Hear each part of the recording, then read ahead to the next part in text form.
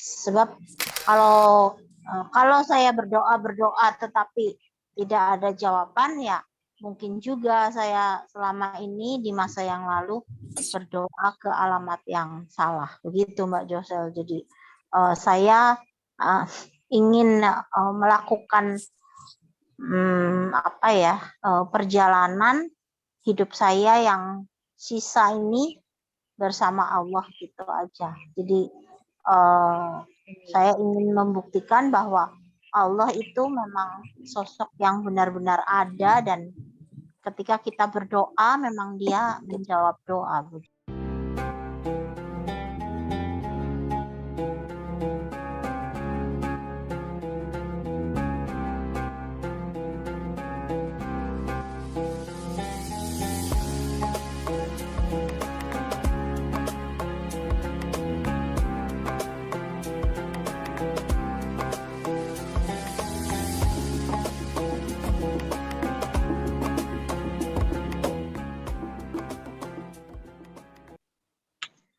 Assalamualaikum warahmatullahi wabarakatuh untuk semuanya. Bentar, saya cari duduk yang enak dulu. Oke.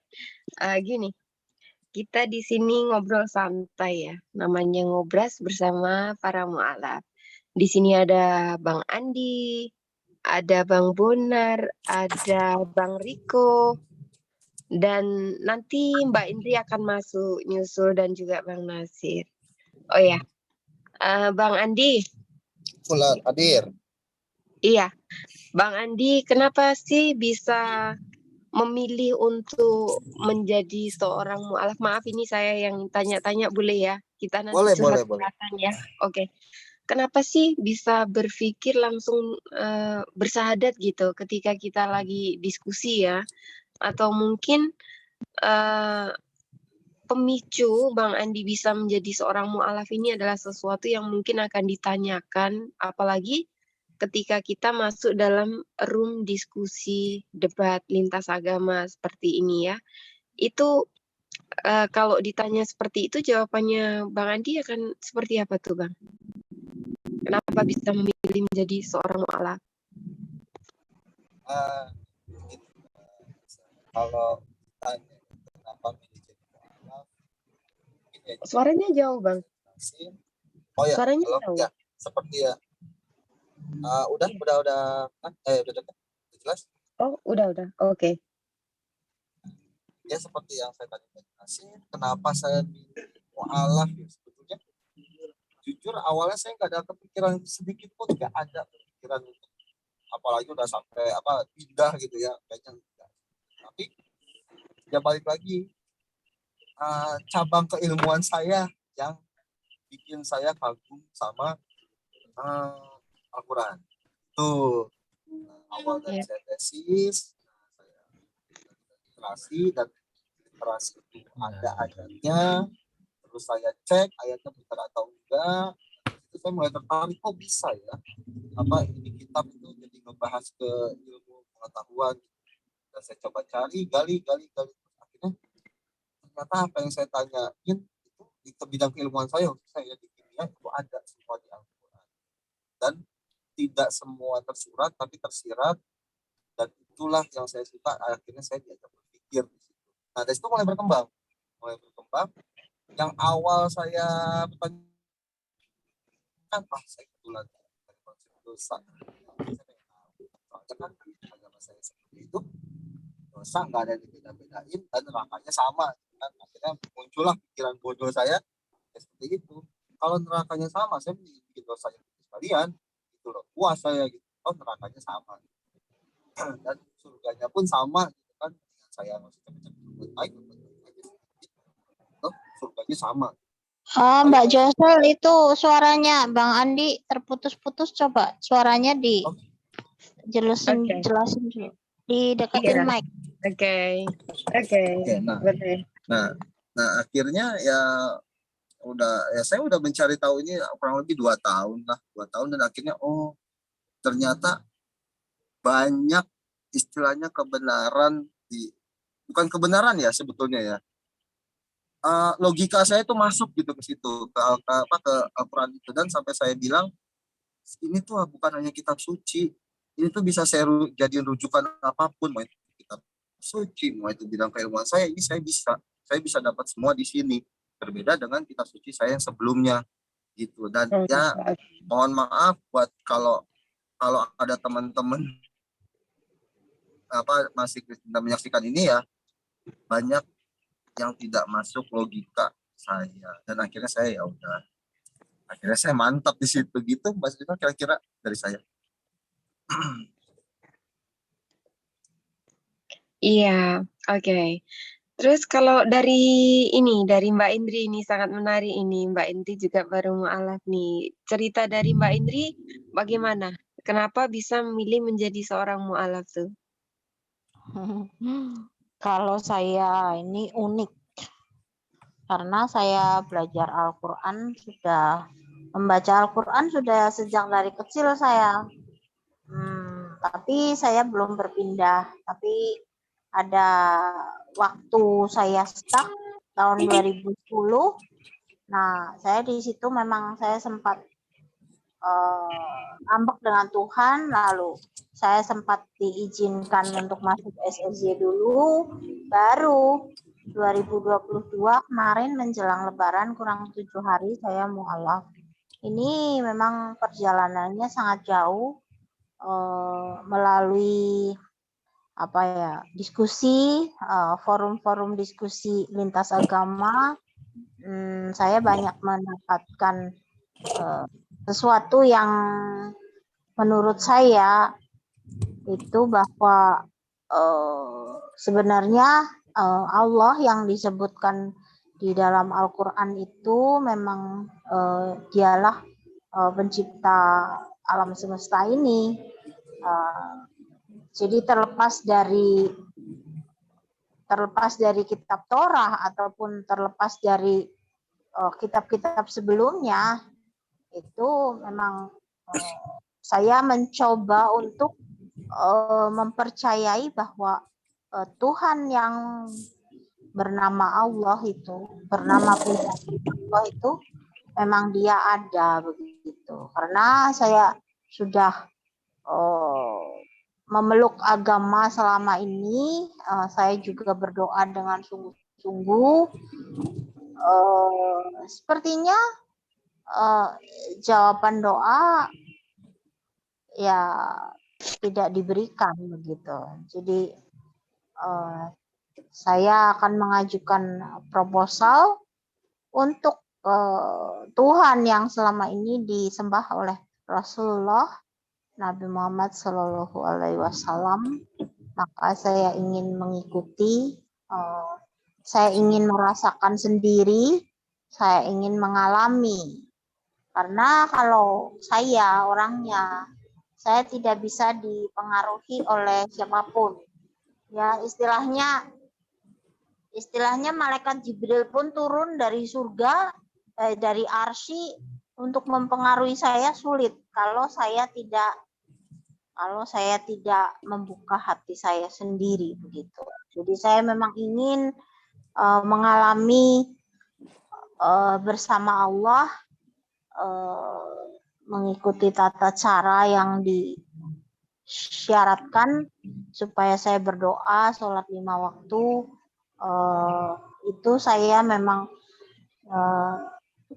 ingin melihat bukti bahwa dia benar-benar sosok yang ada di alam semesta ini, di universe ini. Sebab kalau saya berdoa tetapi tidak ada jawaban, ya mungkin juga saya selama ini di masa yang lalu berdoa ke alamat yang salah. Begitu Mbak Josel. Jadi saya ingin melakukan perjalanan hidup saya yang sisa ini bersama Allah gitu aja. Jadi saya ingin membuktikan bahwa Allah itu memang sosok yang benar-benar ada, dan ketika kita berdoa memang dia menjawab doa begitu. Oke. Amin ya rabbal alamin. Allahu akbar. Semoga kita bisa menjadi seorang mu'alafah yang kafah ya, Mbak Indri ya. Amin amin ya rabbal alamin ya Allah. Oke. Kalau Bang Riko, gimana Bang Riko? Boleh dong sedikit ini gimana cerita? Ini Bang Riko tidak mau ya. Bang Riko mungkin lagi bad mood ya. Mungkin Bang Bonar apakah masih menyimak atau menyamak? Silakan Bang Bonar. Ya, makasih Mbak Josel. Saya agak di pelosok ini, jadi sedang di dalam Oke. mobil, tapi saya ingin ngomong lah. Iya, silakan Bang Bonar. Mungkin ini adalah sesuatu yang sangat luar biasa yang kita dengarkan ya, Bang Bonar ya, membuat kita bisa meleleh lah ya intinya ya. Oke, silakan untuk Bang Bonar itu gimana kisah semalam? Jadi yang pertama, alhamdulillah ya Bang Andi tadi, Bang Andi ya namanya ya. Andi. Iya, Bang Andi itu telah kembali ke Islam. Saya menyebutnya kembali ke Islam, bukan pindah ke Islam, tetapi kembali ke Islam karena fitrahnya manusia itu adalah mengesahkan Allah gitu. Walaupun dia belum kenal Allah ya mengesahkan Tuhan. Saya kira alhamdulillah ya. Dan kemudian yang kedua saya mohon izin gitu tolong ke Bang Andi untuk doa kepada seluruh saudara para mualaf yang masih Kristen, yang masih di tempat lain itu mudah-mudahan segera diberi hidayah oleh Allah, Tuhan semesta alam, kembali ke agamanya.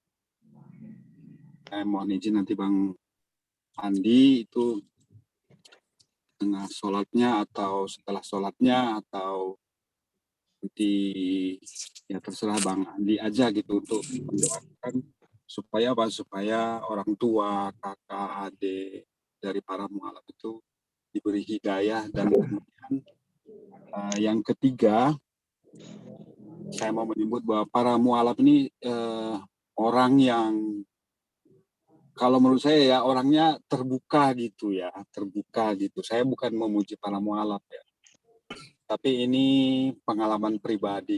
Orangnya terbuka ketika disampaikan sesuatu tidak langsung ditutup tembok gitu. Tapi alam pikirnya itu dibiarkan untuk menerima pernyataan itu dan kemudian dia berusaha untuk belajar. Nah, ada banyak cara ya, ada banyak kisah tentang bagaimana orang itu kembali ke Islam. Ada yang begini, ada yang begitu ya. Kalau saya sendiri sih iseng aja sih sebenarnya. Tanpa bermaksud mengulang, cuman mau memberitahu bahwa supaya cocok dengan apa yang saya sampaikan. Saya itu dari Medan ke Jogja, lalu kemudian minggu-minggu gitu teman kos saya bilang, kamu nggak ke gereja gitu kan? Saya bilang enggak gitu. Lalu kemudian dia nyeletuk, kalian sih enak, Tuhannya 3, mati 1 masih ada 2 gitu. Nah, kalimat ini kan sejatinya sangat menyakitkan ya. Bagi beberapa teman yang langsung menutup diri terhadap pernyataan seperti itu menyakitkan gitu.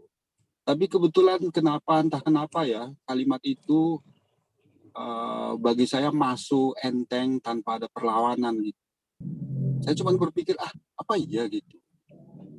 Nah mungkin karena intonasi teman saya itu yang bicara itu tidak terlalu menggurui dan kemudian dia sambil cengenges, sehingga kemudian status kalimat itu menjadi semacam pertanyaan bukan hinaan dan kemudian bukan menggurui gitu.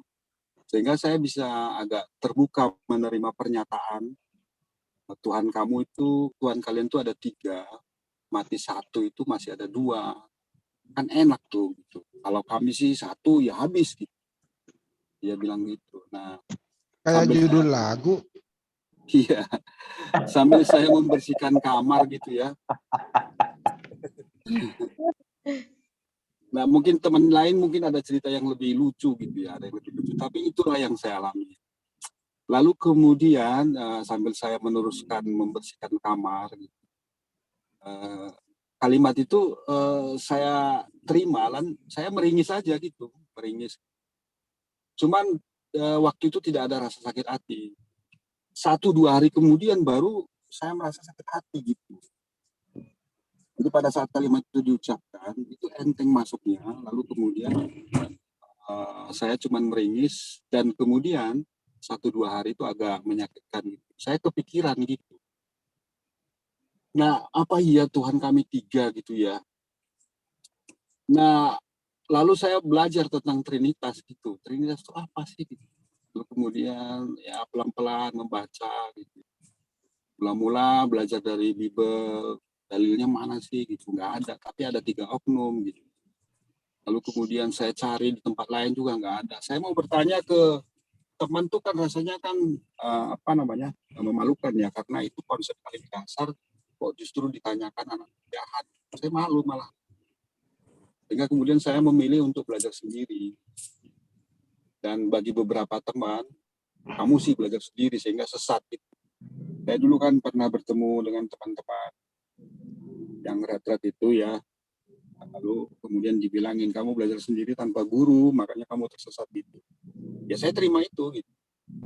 Nah lalu kemudian saya teruskan belajar sendiri, berapa buku-buku tentang Trinitas. Terus kemudian kayaknya susah mengerti gitu. Lalu saya kan kalau dulu di Gramedia itu kan masih bisa baca buku lama gitu, masih bisa bawa kertas lalu nulis, bahkan dulu ada tempat duduknya, sehingga itu jadi tempat belajar. Jadi pulang dari kuliah malah ke Gramedia nyariin kayak gituan karena penasaran, masa 3 sih gitu. Nah, lalu kemudian saya baca buku dan kemudian putar ketemu buku debat. Melihat Ya, lalu kemudian saya belajar dari buku-buku debat. Mulai ketahuan karena ada tanya jawab, pertanyaannya ini, jawabannya ini. Lalu kemudian kelemahan jawaban itu ini. Nah, baru kemudian saya tahu bahwa ternyata Trinitas itu 3 pribadi. 1 hakikat, hakikatnya 1, tapi pribadinya 3. 3, iya. Nah, lalu kemudian saya masih bisa terima 3 gitu.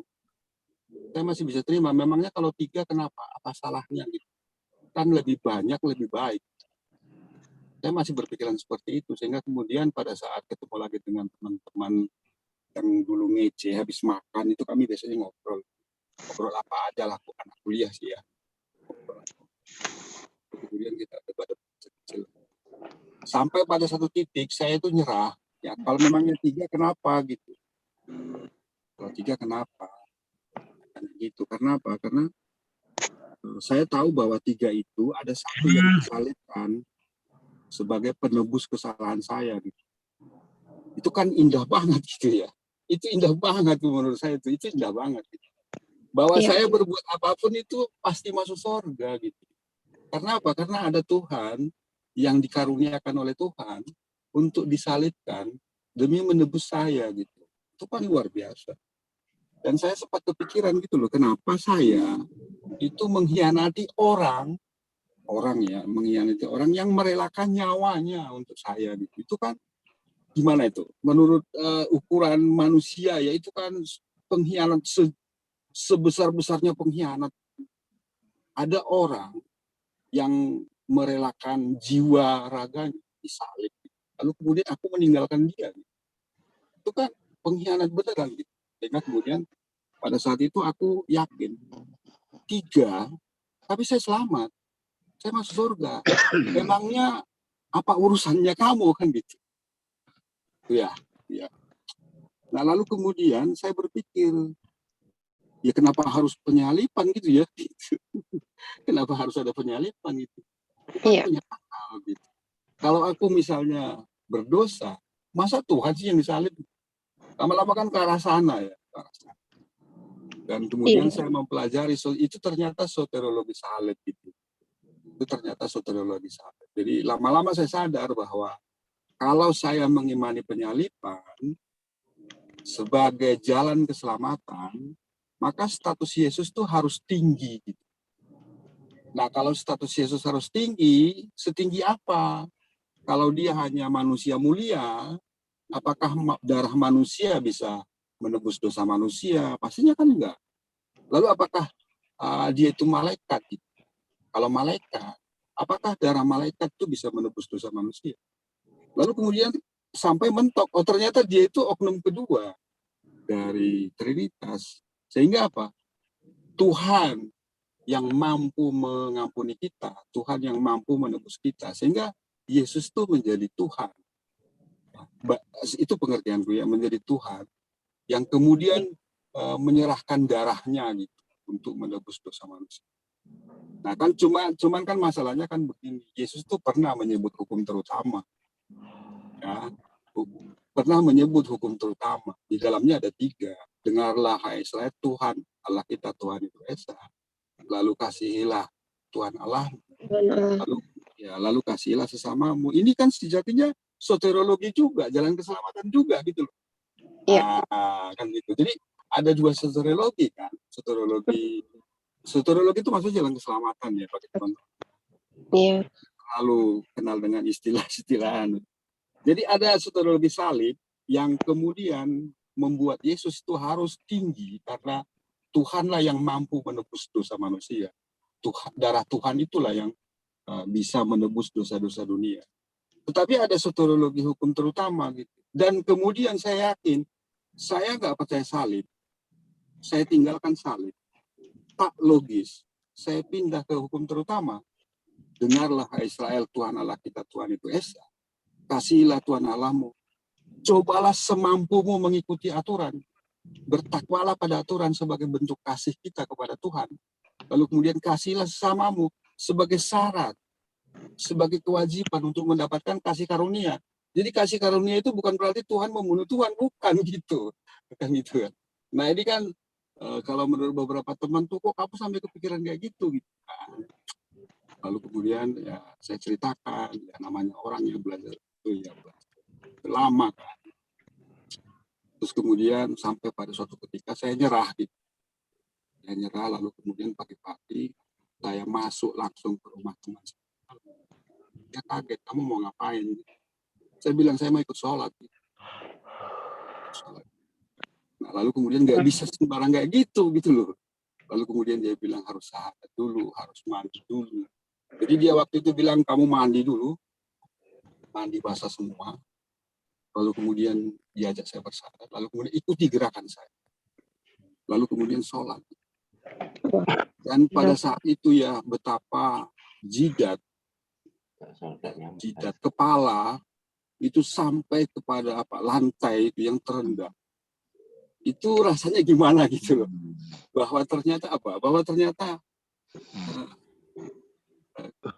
kepala yang selalu di atas gitu, merasa lebih baik, merasa lebih itu dijatuhkan ke lantai. Dan ini sebuah, kalau menurut saya, bagi orang lain sih mungkin ini itu kan peristiwa yang kamu buat-buat gitu, atau peristiwa yang kamu dramatisir gitu. Supaya apa? Supaya orang-orang Kristen menjadi Islam. Enggak ya, kalau menurut saya gini. Jadi saya tidak memaksa teman-teman Kristen itu untuk jadi Islam, enggak. Ikuti aja hukum terutama.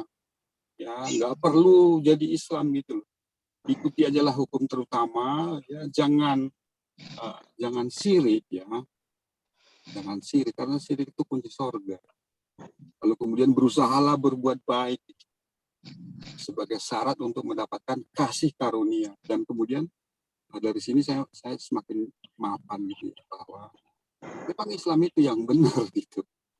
Ya, dan kemudian terakhir ada yang pernah tanya ke saya gitu, menurutmu mungkin nggak kamu itu pindah lagi ke Kristen?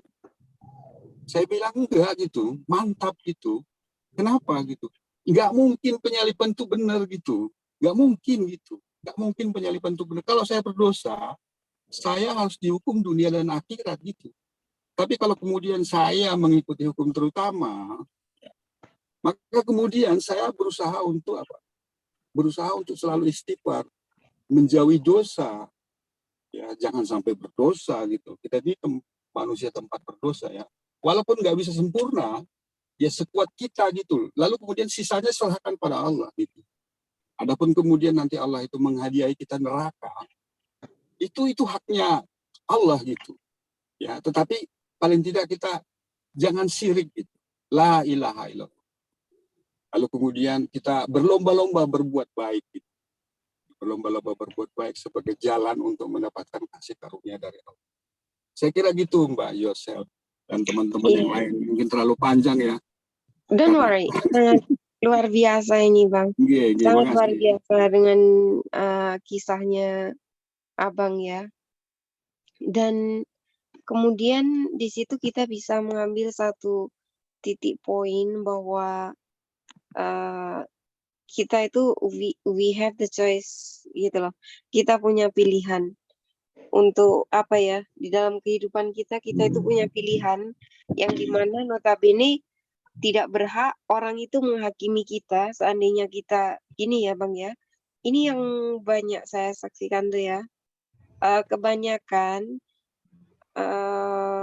pasti mereka itu menghujami kita dengan satu hal yaitu pertanyaan, wah ini bukan dari inilah, bukan ini cuman bikin-bikin saja dan kebanyakan mereka itu akan bilang bahwa wah kamu bukan dari Kristen, kamu bukan dari ini, kamu bukan dari itu.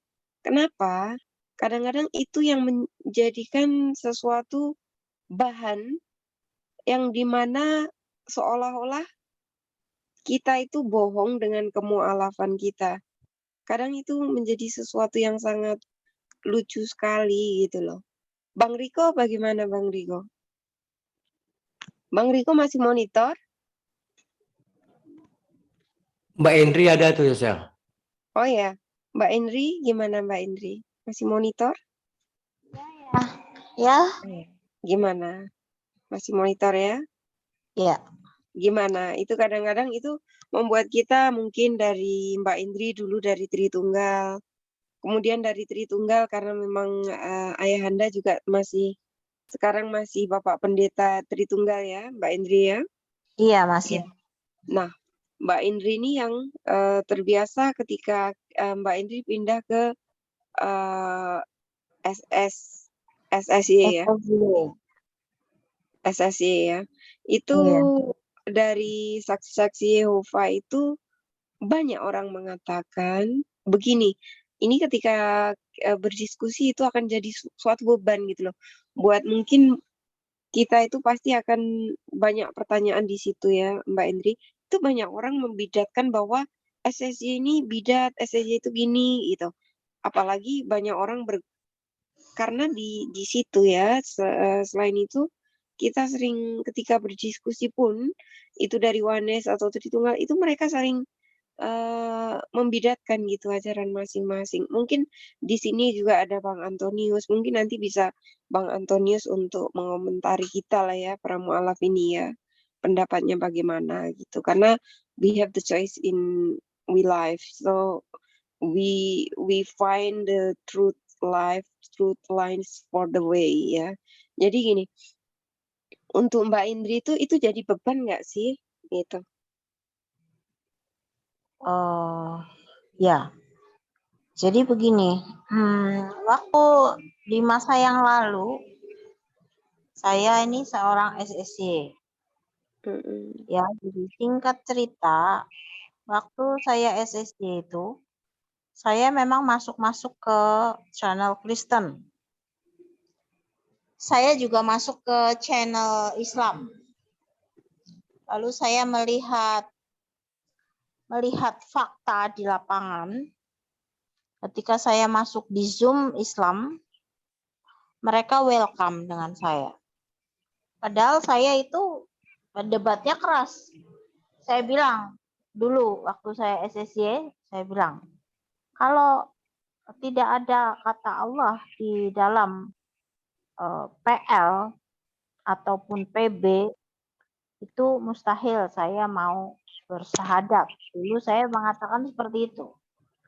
Tetapi saya memang melihat fakta di lapangan itu saudara-saudara Muslim ini dia lebih welcome gitu. Memang sering juga sih saya mendapatkan kata-kata yang menurut saya karena waktu itu saya Kristen, maka saya merasakan sesuatu yang pedas.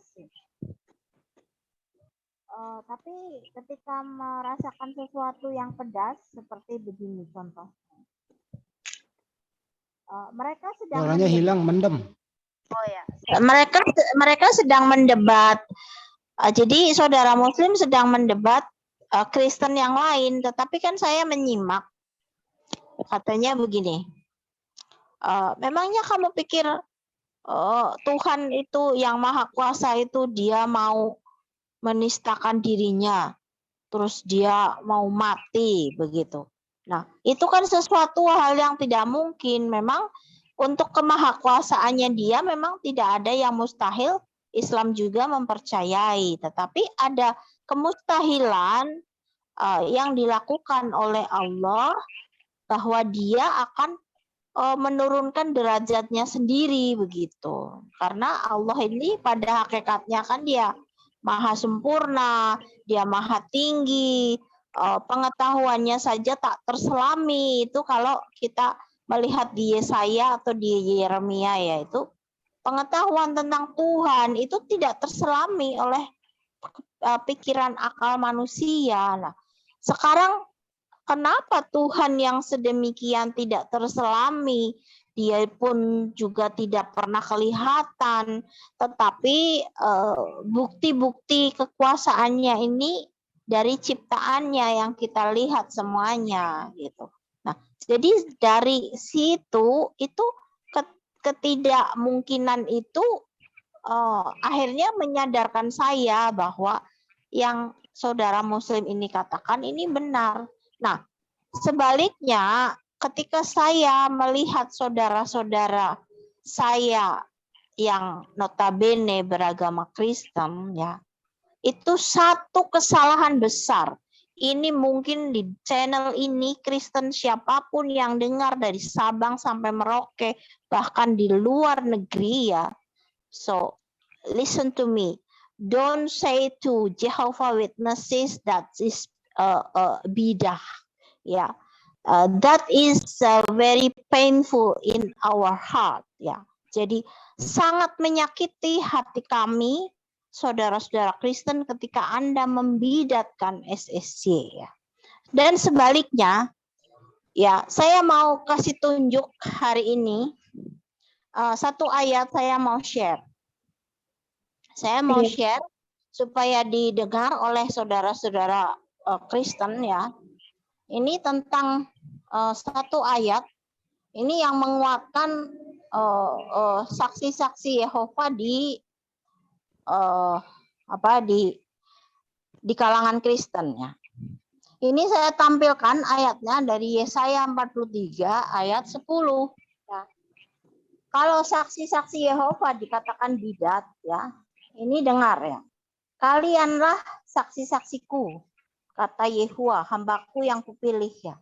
Jadi kalau dibilang saksi-saksi Yehuwa ini bidat, itu menyedihkan sekali ya. Karena sesama Kristen tetapi membidat-bidatkan. Sedangkan saksi Yehova tidak pernah membidatkan Tritunggal, walaupun Tritunggal nggak ada di Perjanjian Lama, Perjanjian Baru nggak ada Tritunggal. Tapi kami tidak pernah membidatkan. Nah, sedangkan di Yesaya 43 ayat 10 ini terdapat saksi-saksi Yehuwa ya. Nah, jadi Yesaya ini juga saksi Yehuwa, saya kasih tahu ya. Nah, ini dari sekilas ayat yang saya beritahu ini ya, jangan sampai di antara Kristen saling membidatkan. Sehingga dari kelakuan-kelakuan Kristen yang seperti ini saling membidatkan, itu Anda mendukung saya untuk saya jadi mu'alaf gitu. Karena ajaran itu kan, ajaran Yesus adalah ajaran kasih ya. Buah-buah roh di Galatia 5 ayat 22 itu buah roh itu kasih, kelemah lembutan, kesetiaan ya. Dia tidak pemarah kalau punya kasih itu, menutupi segala kesalahan. Bagaimana mungkin ketika saya masuk channel Kristen ya, mau ada apa, saya di-kick keluar. Ya. Jadi saya tidak suka kalau saya di dalam keluarga itu, di dalam keluarga Kristen, tetapi Kristen sendiri menolak saya gitu.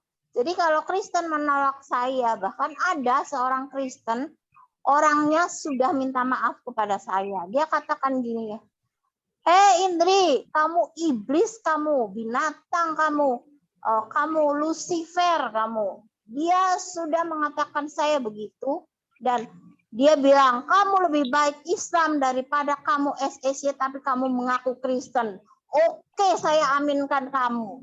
Jadi hati-hatilah dengan perkataanmu, karena perkataan itu adalah iman seseorang, itu doa. Ya, menurut iman Islam, perkataan itu adalah doa. Ya. Kalau menurut ajaran Kristen, perkataan itu adalah firman yang keluar dari mulutmu. Nah, jadi hati-hati, kata kepercayaan Islam kan, mulutmu adalah harimaumu. Nah, ketika saya menjadi mu'alaf, orang itu pertama kali dia mengatakan kepada saya minta maaf, saya dalam hal ini saya ada andil membuat kamu jadi mu'alaf. Seperti itu Mbak Josel. Ya, jadi ini kejadian ini benar-benar terjadi. Lalu saya masuk ke channelnya, ada satu saudara Kristen, orang itu ada di sana, yang dia mengatakan saya Indri binatang, Indri Lucifer, Indri biadab, begitu dia bilang, bukan Kristen, ngaku Kristen. Nah, seperti itu. Jadi ini kenyataan ini.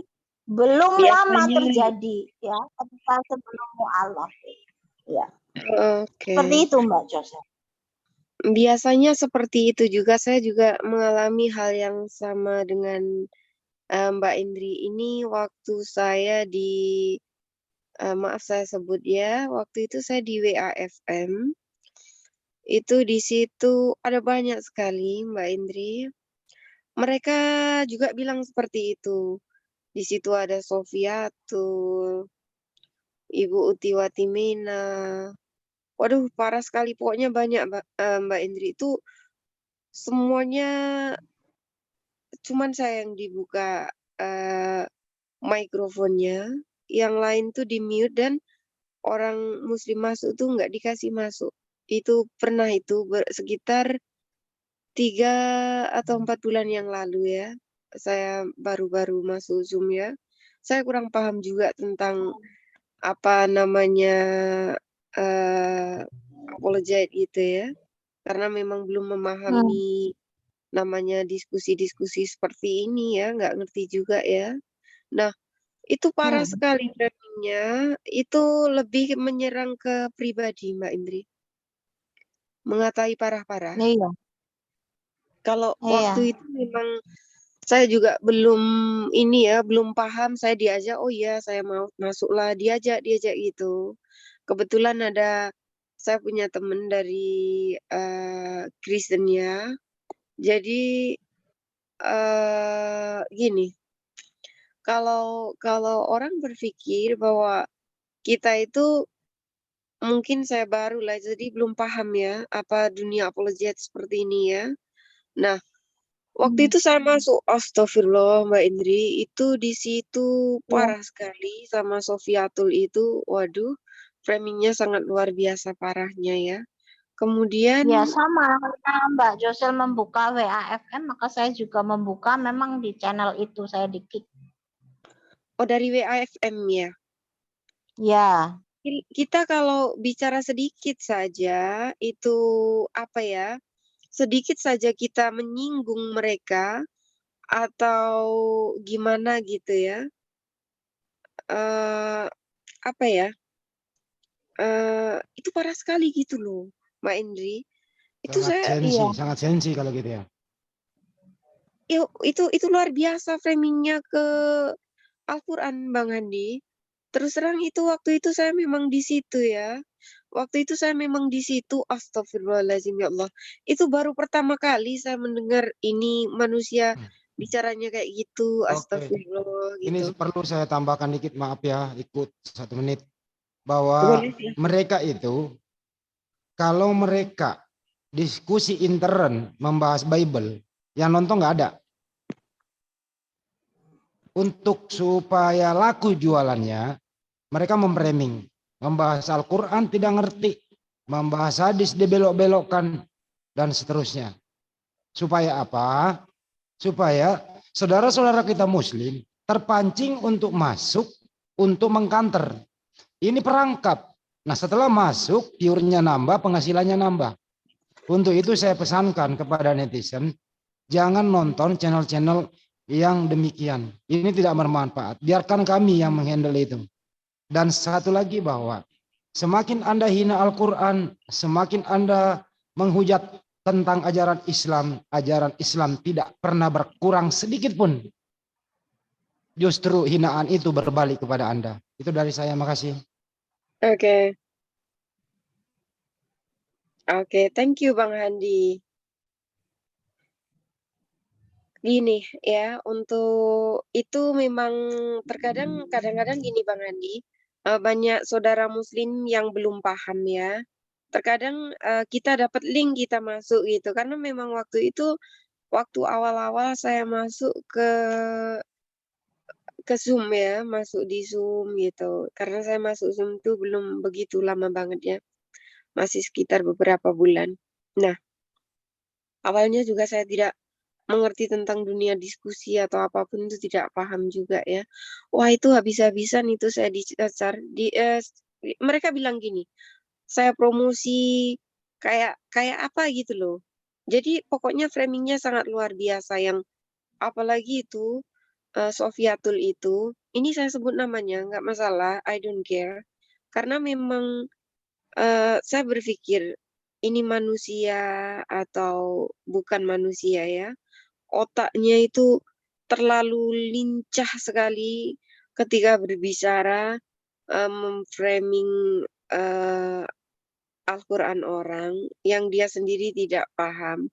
Dia mengaku sebagai seorang murtadin gitu.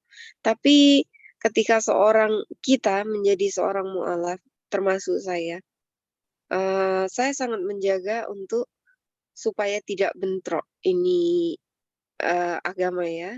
Saya selalu menjaga supaya kita itu, untuk saya sendiri, untuk tidak menjelekkan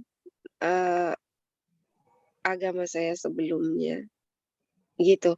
Tetapi terkadang itu tidak diterima oleh orang-orang Nasrani ya.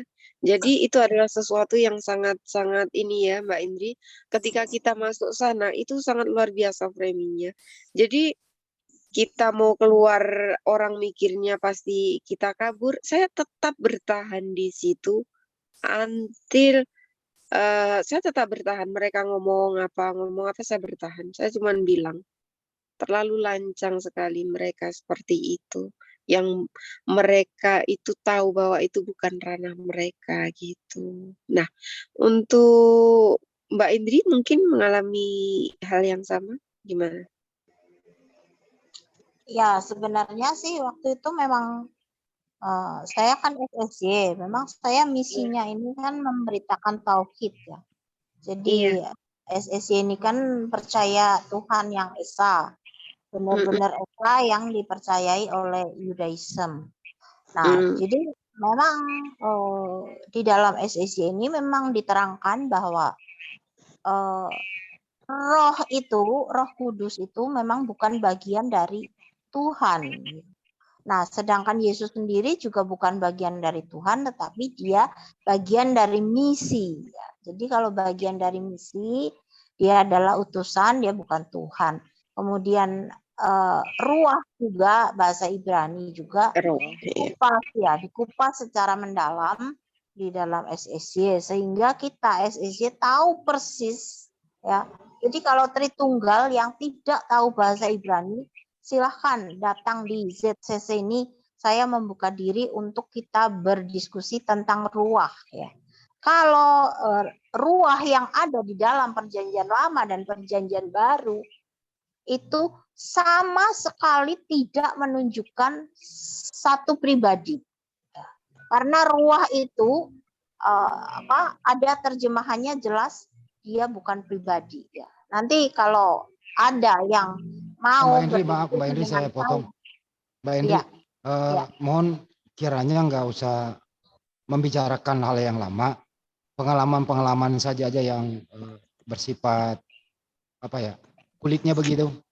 Sebab jadi di sini nanti nggak enak kita kalau monolog begitu. Ada boleh, Bro boleh. Palen juga Oke. nih, ada Bro Palen nanti bisa bertanya. Oke. Silakan lanjut.